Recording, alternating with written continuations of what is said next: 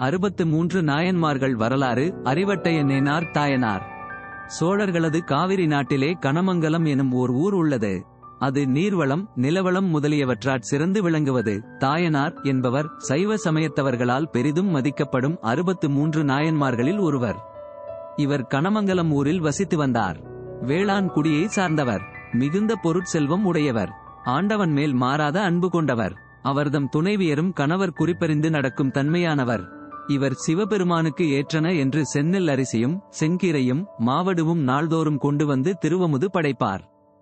எம்பெருமான் சிவன் அறிவாட்டாய நாயனார் வறுமையில் வாடினாலும் இத்தொண்டை கைவிடமாட்டார் என்பதை உலகுக்கு உணர்த்த எண்ணினார். இறைவன் அவரது வழிவழி வந்த செல்வத்தை சென்ற வழி தெரியாது மாற்றினார். அதனால் அவரது செல்வம் யானை உண்ட விளாங்கனி போல மறைந்தது. ஆனாலும் அறிவாட்டாய நாயனார் சிவத்தொண்டை கைவிடாமல் செய்து வந்தார். கூலிக்கு நெல்லறுத்து வாழ்பவராய் கூலியாக கிடைத்த செந்நெல்லை கொண்டு இறைவருக்கு திருவமுது ஆக்கினார். கார்நெல் அறிந்து கார்நெட் கூலி கொண்டு தாம் உண்டு வந்தார். இத்தகைய சூழ்நிலையையும் மாற்ற எண்ணினார் இறைவன். ஆகையால் வயல்வழி எங்கும் செந்நெல் மட்டுமே விளைந்தது, கார்நெல் விளையவில்லை. அவற்றை அறுத்த நெற்கூலியினைக் கொண்டு இது அடியேன் செய்த புண்ணியமே ஆகும் என்று சிந்தை மகிழ்ந்து அக்கூலியெல்லாம் திருவமுதுக்கே ஆக்கினார்.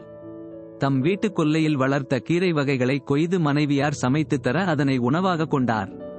கீரைகளும் தீர வெறும் தண்ணீர் மட்டுமே அருந்தி சிவத்தொண்டை கைவிடாமல் செய்து வந்தார். ஒருநாள் தொண்டனார் இறைவர்க்கு செந்நெல்லரிசியும் பசிய மாவடுவும் மென்கீரையும் கூடையிற் சுமந்து மனைவியாருடன் சென்றார். இவ்வாறு செல்லும் பொழுது திருமேனி வாடியதனால் கால் தளர்ந்து கீழே விழுந்தார். அவரது மனைவி அவரை தாங்கி பிடித்த பொழுதும் திருவமுது கீழே விழுந்து சிதறியது. இதனால் மனமுடைந்த தொண்டனார் இனி அங்கு ஏன் போக வேண்டும் என வருந்தினார். அளவில்லாத தீமையுடையேன் இறைவன் அமுது செய்யும் பேறு பெற்றிலேன் என்று புலம்பியபடியே அவரையே அடித்துக் கொண்டார். அப்போது ஒருகரம் தொண்டனாரின் கையை தடுத்தது.